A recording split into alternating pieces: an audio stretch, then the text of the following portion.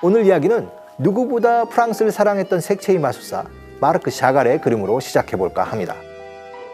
지금 보시는 그의 그림들을 보면 한 가지 공통점을 찾을 수 있는데요. 네, 정답은 에펠탑입니다. 샤갈은 당시 에펠탑을 그림의 소재로 자주 활용할 만큼 완전히 매료되어 있었는데요. 그렇다면 여러분, 샤갈에게 끝없는 영감을 주었던 이 에펠탑은 처음 어떻게 만들어지게 됐을까요? 에펠탑이 세워지게 된 계기는 바로 세계 엑스포였습니다.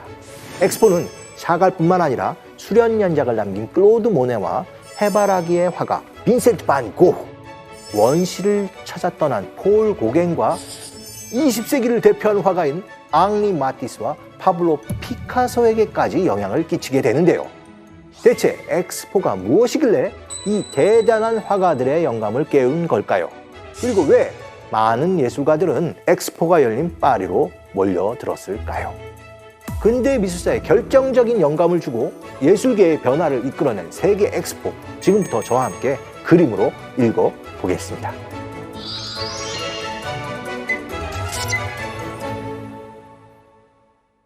안녕하세요. 한국예술종합학교 교수 미술학자 양정우입니다. 파리의 예술가들이 사랑했던 에펠탑은 대체 왜 파리 한복판에 거대한 높이로 세워지게 된 걸까요? 그 이유를 알기 위해선 당시 경쟁국이었던 프랑스와 영국의 자존심 대결부터 살펴봐야 합니다.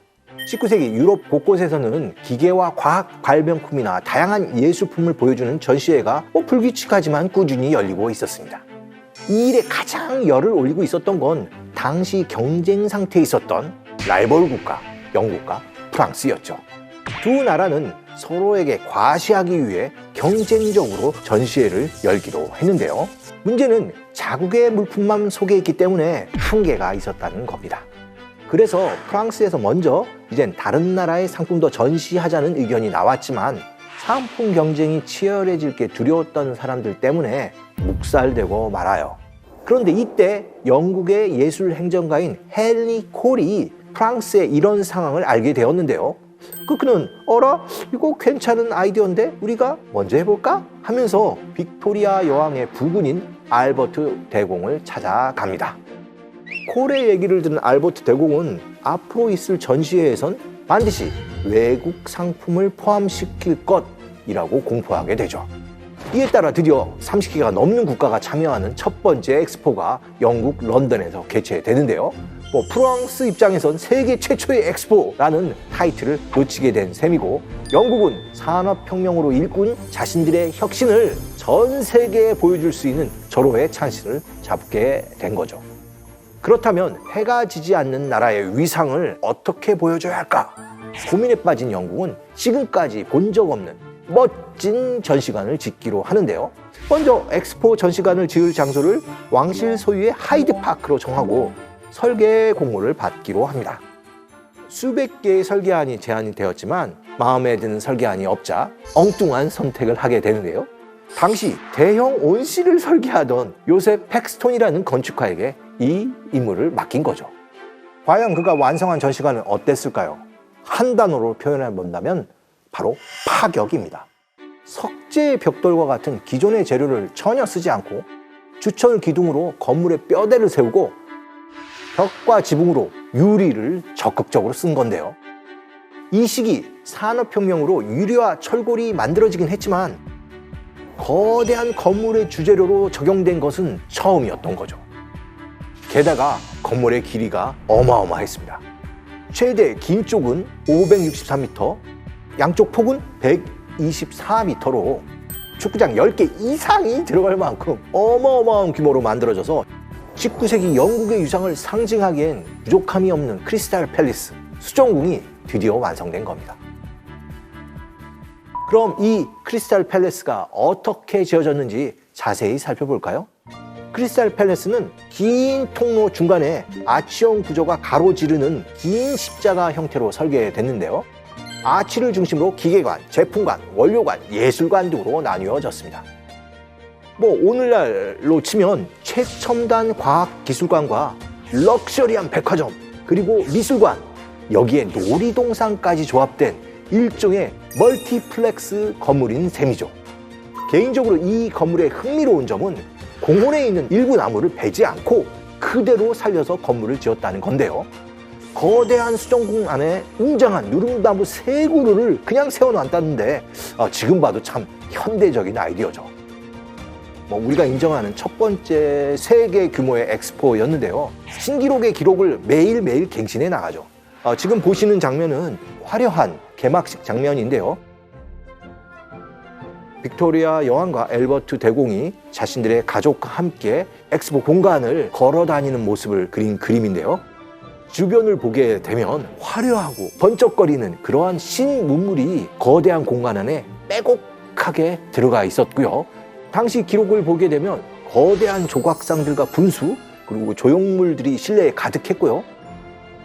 각 통에는 섹션마다 각 나라의 국기나 문장들이 걸려 있는데 거기에는 그 나라의 특산물과 발명품이 가득 들어가 있었죠. 특히 눈길을 끈 건 당시 최첨단 증기기관차와 콜트 권총, 재봉틀, 그리고 구디어 회사에서 만든 고무 제품과 곡식 빼는 최첨단 기계 등이 이렇게 쫙 놓여 있었는데요. 이런 신문명을 보기 위해 5개월간 열린 런던 박람회에 무려 600만 명 이상의 관객이 찾았다고 합니다. 이 입장료 수익만 해도 어마어마해서요. 엑스포 인근에 상당히 넓은 부지를 매매하고요. 이때 전시되었던 물품들을 모아서 영구적으로 전시하는 박물관까지 짓게 됩니다. 그 중에 하나가 현재 빅토리아 알버트 박물관이 이렇게 탄생하게 되는 것이죠. 자, 그럼 엑스포로 대박이 난 영국을 본 프랑스는 어땠을까요? 당연히 엄청난 자극을 받았겠죠. 그래서 크리스탈 팰리스에 필적할 만한 전시관을 짓기로 합니다. 그리고 런던 박람회가 하이드 파크를 중심으로 개최됐다면 프랑스 엑스포의 중심지엔 센강이 있는데요. 이 센강을 중심에 두고 엑스포를 위한 도시계획을 실행해 갑니다. 가장 먼저 착공한 것이 엑스포를 대표하는 전시관인 산업궁전이었습니다. 그런데 자존심 강한 프랑스가 영국과 똑같은 전시관을 지을 리 없었겠죠. 영국처럼 근대화된 모습을 보여주기 위해 유리와 철골을 사용했지만 전체적으로는 전통적 고전주의 스타일을 살려서 건물의 전면을 석조와 칼럼으로 만들었는데요. 사실 엑스포는 미래지향적이지만 국제 행사이다 보니 권위감도 굉장히 중요했거든요. 그래서 전통과 새로움이 섞인 프랑스만의 스타일을 완성하게 된 것이죠. 이후 프랑스는 꾸준히 새로운 형식의 건축물을 지으며 엑스포를 통해 파리를 근대 도시로 발전시키는 원동력으로 삼는데요. 먼저 1867년에는 파리 마르스 광장에 약 1600m 길이에 달하는 정말 거대한 타원형의 건물을 지었습니다. 이때 획기적인 것은 중앙에 벌룬을 설치했다는 거예요. 그래서 이 벌룬을 타고 하늘에서 전시장과 파리 시내를 조망할 수 있는 일종의 오늘날 보면 멋진 관광 아이템까지 내놨던 건데요. 그래서 이때 찍은 사진을 보게 되면 요즘의 드론샷과 굉장히 비슷합니다. 여기에 그치지 않고 센강을 따라 유람을 하거나 공원을 산책할 수 있도록 해서 파리를 관광하는 즐거움을 알게 해줬던 겁니다. 그리고 1878년에는 센강을 사이에 두고 트로카데로 궁전과 이전보다 더 큰 산업궁전을 완성하는데요. 이때 파리 엑스포를 찾은 관람객이 무려 1600만 명, 런던 엑스포보다 1000만 명 더 많은 사람들이 파리로 몰려들었던 겁니다. 엑스포 개최와 함께 파리가 유럽의 핫플로 떠오를 무렵 프랑스 정부는 이번엔 파리를 국제도시로 한 단계 도약시킬 준비를 하는데요. 바로 프랑스 혁명 100주년을 기념할 1889년 파리 엑스포에서 자국의 국력과 산업력을 보여줄 구조물을 세우기로 한 겁니다. 당시 세계인들의 눈을 사로잡을 볼거리를 찾던 프랑스 정부의 눈에 들어온 것은 바로 건축가 구스타프 에펠이 설계한 거대 철탑. 정부는 고민 끝에 센강 앞에 철탑을 세우기로 하고 에펠을 지원하는데요. 작업 과정은 녹록지 않았습니다. 미식 축구장만한 기단 바닥에 4개의 철제 기둥을 세운 후 그 위에 철탑의 본체를 얹는 방식으로 탑을 쌓았는데요.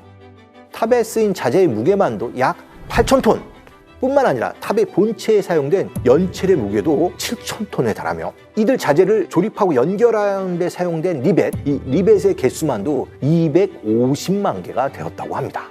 이때 리벳의 구멍 간격은 10분의 1 제곱밀리미터로 치밀하게 계산돼야 할 만큼 정교하게 설계됐는데요. 에펠탑을 만드는데 250여 명의 기술자들이 2년 동안 정말 치열하게 몰입한 결과 1889년 드디어 302m에 달하는 당시 최고의 높이의 철탑이 완성됐습니다. 그리고 에펠탑의 높이에 놀란 사람들은 또 한 번 경이로운 경험을 하게 되죠. 바로 개막식이 있던 그날 저녁, 에펠탑에 프랑스를 상징하는 흰색, 파란색, 빨간색의 가스램프 수백 개가 켜진 건데요. 이로써 프랑스는 에펠탑으로 세계인에게 강렬한 인상을 남기는데 성공하게 됩니다. 사실 우리는 지금 파리 하면 에펠탑 생각하는데요. 당시 사람들은 에펠탑을 그렇게 좋게 보지만은 않았던 것 같아요. 예를 들어서 프랑스의 소설가 모파상이 철제 사다리로 만든 삐쩍 마른 피라미드라고 조롱하기도 했고요. 모파상뿐만 아니라 다른 사람들도 에펠탑을 흉측한 철제 몰골이라고 아주 냉정히 평가했고요. 그런데 점점 시간이 흘러갈수록 사람들의 사랑을 받고 무엇보다 관광 명소로 자리 잡으면서 지금까지 파리를 대표하는 랜드마크 건축물이 되었죠.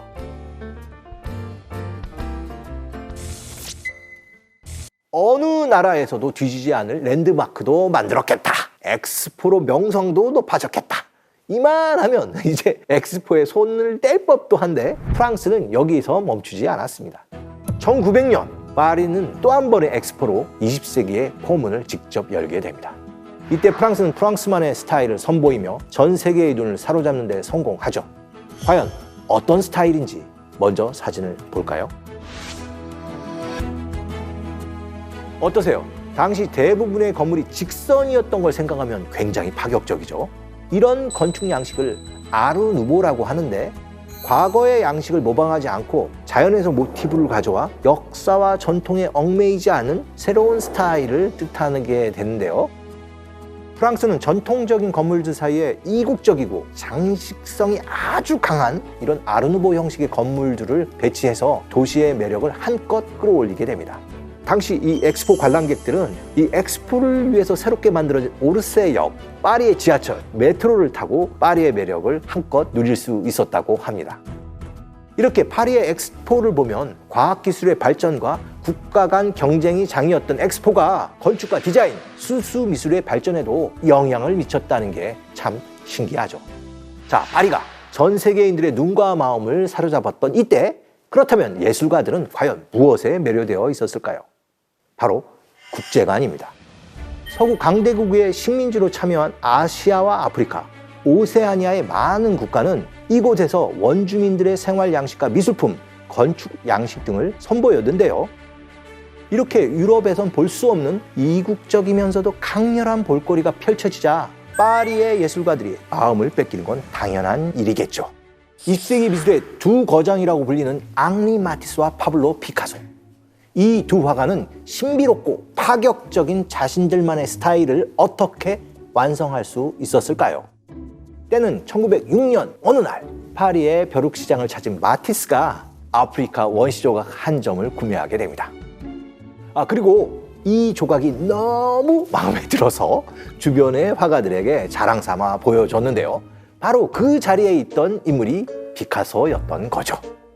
피카소 역시 이 원시 조각의 마음을 뺏겨서 곧바로 파리의 트로카데로 궁전에 있는 민속박물관으로 달려갔고 그곳에서 몇 날 며칠 아프리카 미술을 공부하기 시작합니다.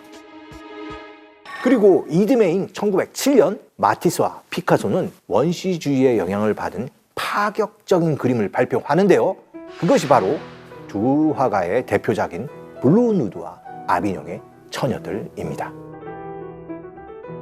그리고 엑스포 이후 각국의 전시품들이 박물관에서 전시되면서 앙리 마티스, 파블로 피카소 등 야수파나 입체파 화가들에게 큰 영향을 끼치게 됩니다. 사실 이때만 해도 피카소는 마티스에게 견줄 만한 수준의 화가는 아니었어요. 그런데 아프리카 문명을 접한 후 자신만의 새로운 스타일을 찾게 됐고 현재까지 20세기를 대표하는 천재 화가로 이름을 올릴 수 있었던 거죠. 제국주의를 과시하기 위해 기획된 국제관에서 20세기 미술사의 핵심인 원시주의와 원시주의를 대표하는 두 화가가 탄생했다는 게 참 아이러니하죠. 그리고 무엇보다 당시 가장 파격적인 행보를 보인 건 폴 고갱이었습니다. 그가 갑자기 타이트로 떠난 이유가 여러 가지 있었겠지만 1889년 파리 엑스포에서 타이티의 이국적인 문화와 원시적인 이미지에 마음을 빼앗긴 걸 결정적인 이유로 뽑을 수 있을 겁니다.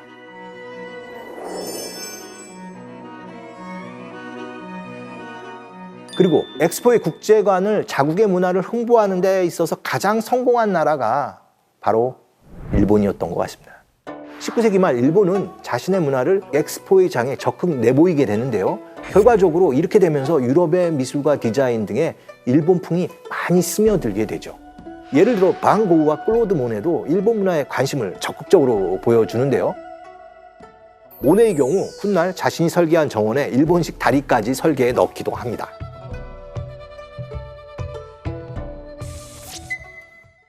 엑스포는 월드컵, 올림픽과 함께 권위 있는 세계 3대 국제 행사 중 하나입니다. 월드컵과 올림픽이 인류의 화합을 위한 스포츠 행사라면 엑스포는 인류 문화의 발전을 위한 행사이자 현대의 문명과 문화를 가름해보고 새로운 기준을 만드는 행사라고 할 수 있는데요. 과거 우리나라에서도 대전 엑스포와 여수 엑스포가 개최됐지만 이건 과학이나 바다와 같은 주제를 한정해서 개최하는 인정 엑스포였죠. 때문에 2030, 2030년 부산 엑스포가 열린다면 대한민국 최초의 등록 엑스포가 열리는 건데요. 세계의 새로운 미술과 건축 디자인 양식들이 부산에 쫙 모이게 될 것입니다. 그리고 대한민국만의 스타일로 재창조되어 전 세계로 확산시킬 수 있는 최고의 기회가 생기는 거라고 볼 수 있는데요. 어쩌면 엑스포를 계기로 문화 강국이었던 한국이 미술사에 기록될 만한 새로운 미술 한류를 이끌어가는 시작이 되지 않을까요? 1878년 프랑스 파리 엑스포에 참석한 관람객과 시민들은 세상이 뒤바뀌는 역사의 현장을 목격하게 됩니다. 때는 어둠이 내리기 시작한 6월의 어느 날, 파리의 핫플레스인 오페라 궁전과 인근의 거리로 사람들이 모여들기 시작했습니다. 그리고 누군가 이 순간을 기다렸다는 듯 스위치를 켜자 거리는 곳 탄성과 환호로 가득 찹니다. 대체 무슨 일이 일어났을까요? 바로 눈부신 전등빛이 거리를 환하게 밝히기 시작했습니다. 침침한 가스 등에 익숙했던 사람들에겐 그야말로 마법과 같은 순간이 펼쳐졌습니다. 이렇게 엑스포 역사상 최고의 명장면을 탄생시킨 주인공은 바로 그 유명한 발명가 토머스 에디슨이었습니다. 에디슨이 완성한 파리 엑스포의 야경을 시작으로 인류의 밤은 이후에 찬란한 빛으로 새로운 모습을 갖게 되었습니다. 그리고 엑스포는 170년의 역사 속에서 수많은 과학기술을 선보이며 인류의 발전에 크게 기여해 왔습니다. 1876년 미국 필라델피아 엑스포에선 그레이엄 벨이 자신이 만든 전화기로 먼 거리에 있는 사람과 첫 통화를 하는데 성공을 했습니다. 1885년 벨기에 앤트워프 엑스포에선 최초의 자동차가 등장하며 자동차의 대중화 시대를 열었습니다. 엑스포에 등장한 획기적인 기술들은 이뿐만이 아니죠. 무선 청소기, 가스레인지, 흑색식 화장실, 지퍼 이런 생활용품부터 케첩, 껌, 아이스크림 콘, 솜사탕 우리가 즐겨 먹는 가공식품들도 바로 이 엑스포에서 첫 선을 보였습니다. 이렇게 보면 엑스포는 새로운 과학기술과 발명품이 대중에게 처음 소개되는 데뷔 무대라고 볼 수 있을 것 같습니다. 완벽한 데뷔 무대를 치르기 위해서 얼마나 치열한 경쟁과 심장을 철렁하게 하는 아찔한 순간들이 있었을까요? 세상을 바꾼 과학기술이 만든 엑스포 최고의 데뷔 무대 지금 바로 읽어드리겠습니다.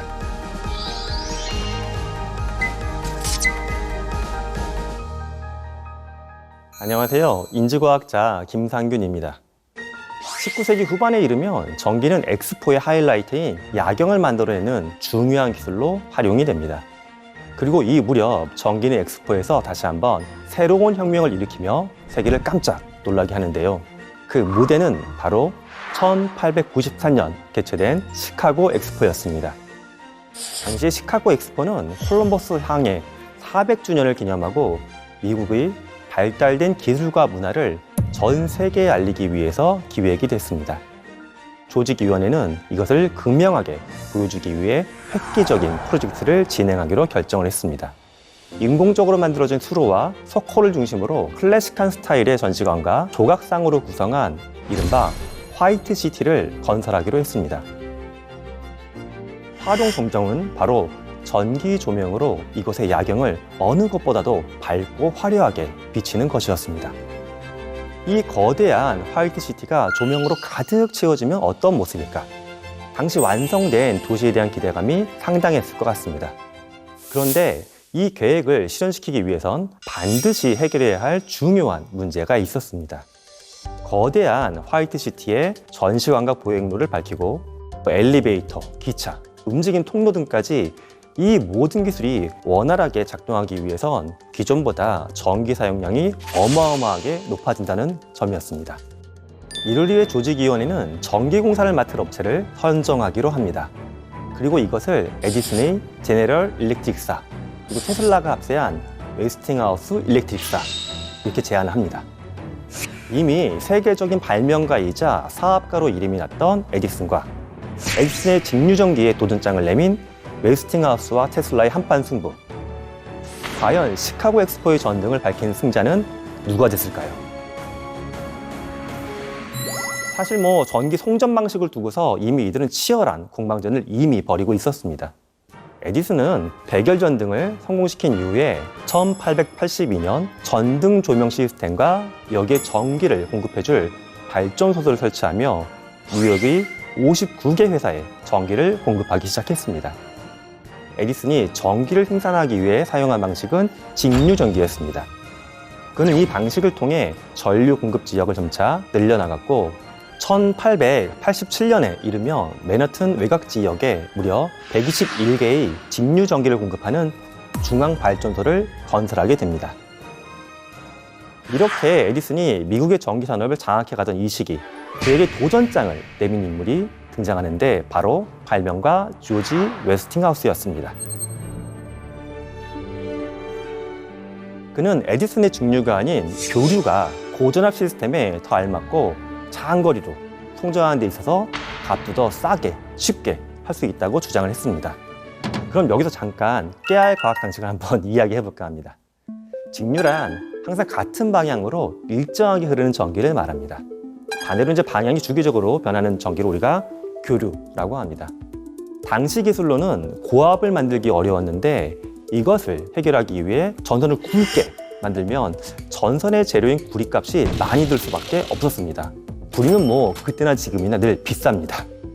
이런 문제 때문에 직류전기는 도시에서 1마일 남짓한 거리에 발전소를 건설해야 했는데 거리가 멀수록 더 많은 발전소를 계속 만들어야 하는 문제가 있었습니다. 하지만 교류는 좀 다르죠. 전압을 높일 수가 있습니다. 또 중앙에서 발전소를 만들어가지고 전기를 멀리 전송하는 겁니다. 그 다음에 용도에 맞춰가지고 지점마다 전압을 그때그때 조절해 나가는 방식. 직류보단 구리값과 발전소 건설 비용이 훨씬 적게 들 수 있었던 것입니다.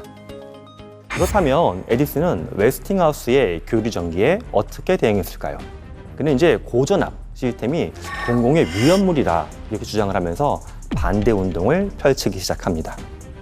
그리고 1888년 웨스팅하우스에게 선전포고를 합니다. 이것이 바로 War of Currents라고 불리는 세계의 대결, 전기 전쟁이었습니다. 전쟁에 임하는 에디슨의 각오는 그야말로 대단했습니다. 우선 그는 에디슨 전기회사로부터의 경고라는 팸플릿을 만들어가지고 고전압, 교류전선에 가까이 갔을 때 발생할 수 있는 위험을 경고하고 강조하기 시작했습니다. 그래서 고압 교류전선에 감전된 사람들의 명단까지 공개할 정도로 노력을 많이 했죠. 그리고 또 하나의 결정적인 수단을 쓰게 됐습니다. 교수형 대신에 전기의자가 새로운 사형, 집행 방식으로 결정되자 바로 여기에 교류발전기를 이용하도록 했습니다. 이렇게까지 한 걸 보면 아마 에디슨은 교류, 통전 방식이 정말 위험하다는 생각을 갖고 있었던 것 같습니다. 이 사건으로 웨스팅하우스 당한다 라는 표현이 전기의자에 앉는다는 것과 같은 의미로 사용됐다고 하니까 에디슨의 전략이 어느 정도는 성공했지 않았나 생각을 합니다. 이렇게 에디슨에게 극심한 견제를 받고 있던 웨스팅하우스에겐 결정적인 돌파구가 필요했습니다. 이때 그의 눈에 띈 인물이 바로 천재과학자 니콜라 테슬라였습니다.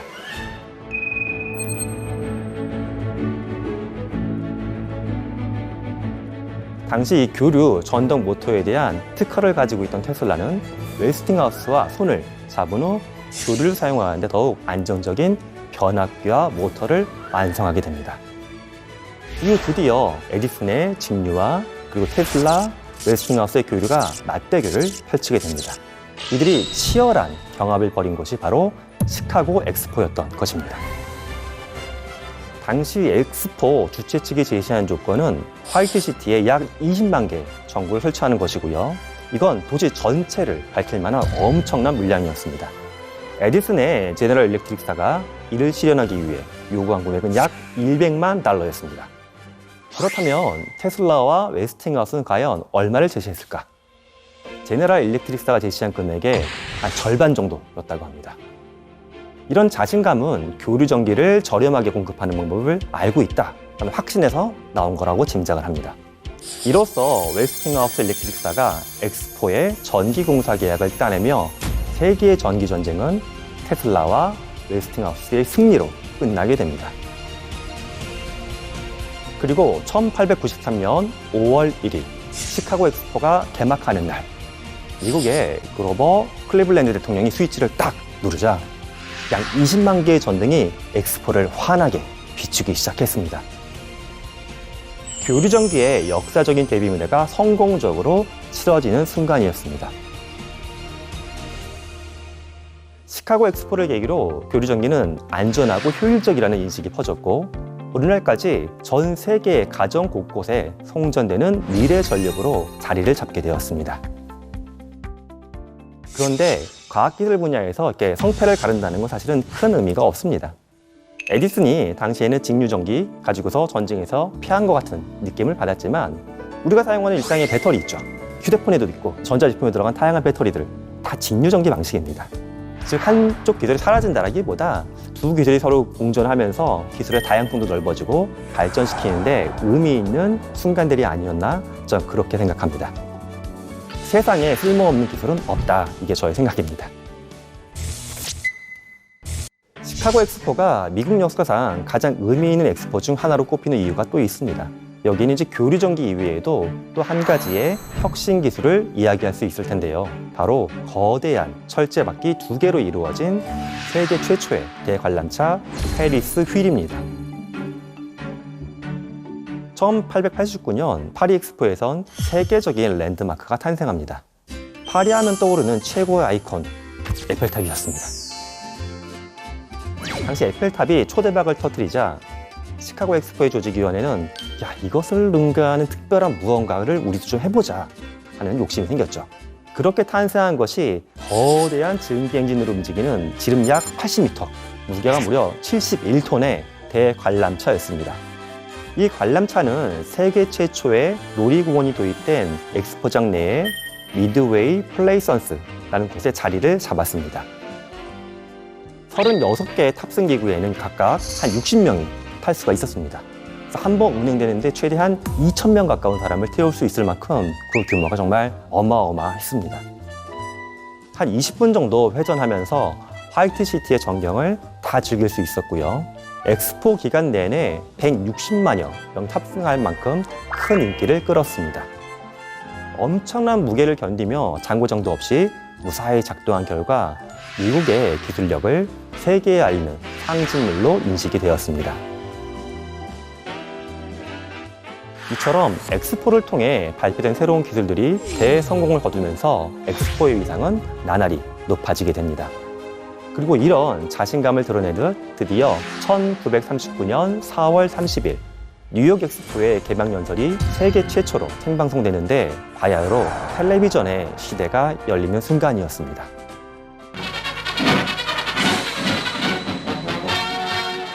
I hereby dedicate the World's Fair, the New York World's Fair of 1939. 그렇다면 처음으로 생방송을 목격한 사람들은 어떤 반응을 보였을까요? 발명품을 보기 위해 엑스포 기간 동안 RCA, 즉 라디오 코퍼레이션 오브 아메리카 전시관에 모여들었는데 이유는 RCA가 개발한 기술과 엠파이어 스테이트 빌딩의 송시탑을 이용해서 방송이 송출됐기 때문입니다.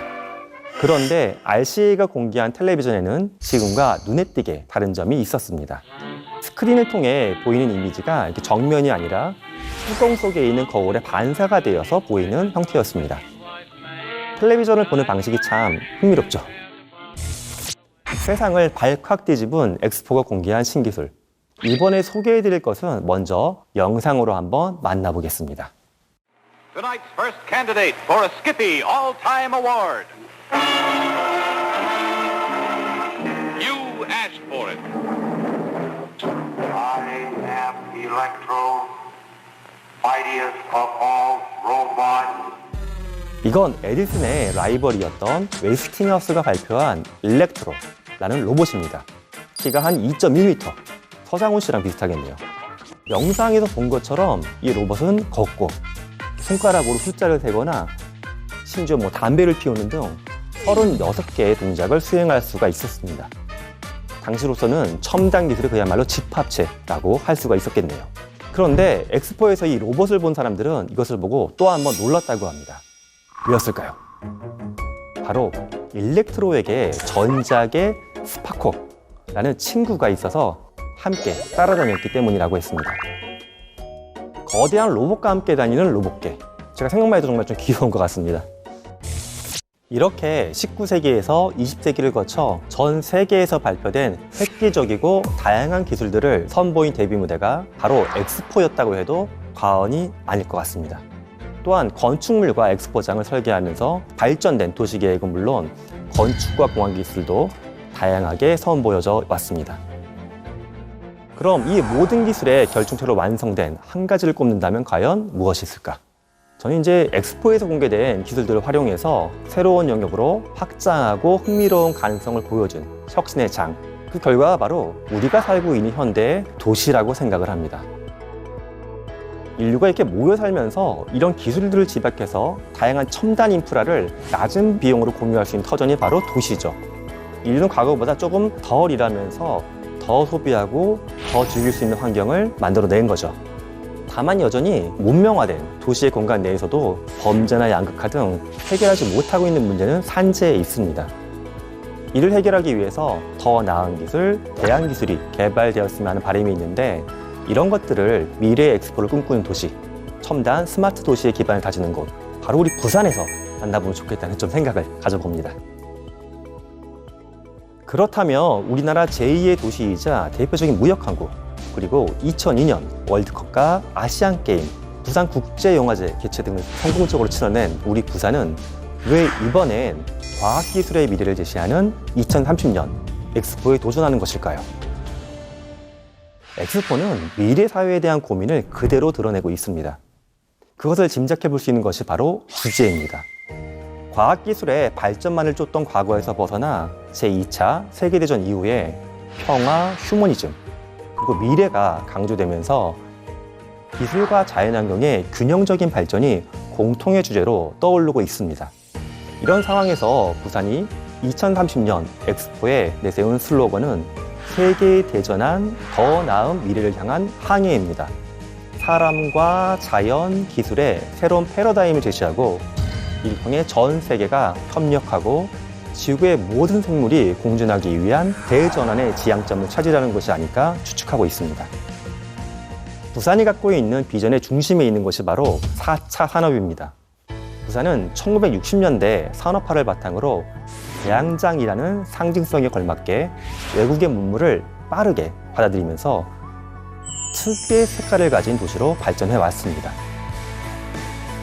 여기에 친환경 기술을 접목한 탄소 중립, 첨단 기술을 적용한 신기술, 그리고 K 콘텐츠를 활용한 문화 엑스포와 메타버스를 통한 엑스포 등 4차 산업 기술을 실현해 차별화된 엑스포 개최지로서 역량을 강조하지 않을까 기대해 봅니다. 사실 세계인의 축제라고도 불렀지만 모든 사람이 엑스포에 참여하기는 어려웠죠. 경제적인 문제나 지정학적인 문제들이 있었습니다. 하지만 이제 메타버스를 우리가 잘 활용하게 되면 아마 2030년 부산 엑스포에서는 이 메타버스 방식을 통해서 전 세계인의 소통과 연대를 이뤄낼 수 있지 않을까, 그렇게 기대를 해봅니다. 이런 부산의 노력이 과연 공정과 조화를 위한 첨단 스마트 시티로서의 미래를 전 세계에 제시할 수 있을지, 그리고 그 노력이 앞으로 어떤 변화를 가져올지 저도 많이 기대하고 있습니다. 엑스포는 인류의 발전을 이해하는 수단이자 미래의 희망과 목표를 예측할 수 있는 중요한 나침판입니다. 때문에 2030년 엑스포가 부산에서 유치된다고 하면 우리나라는 미래 4차 산업을 이끄는 기술 강국으로 도약하고, 부산은 동북아 해양 수도이자 국제도시로 우뚝 솟을 기회가 될 텐데요. 대한민국이 월드컵, 올림픽에 이어 세계 3대 국제 행사인 엑스포 유치에 성공할 수 있기를 힘껏 응원하겠습니다.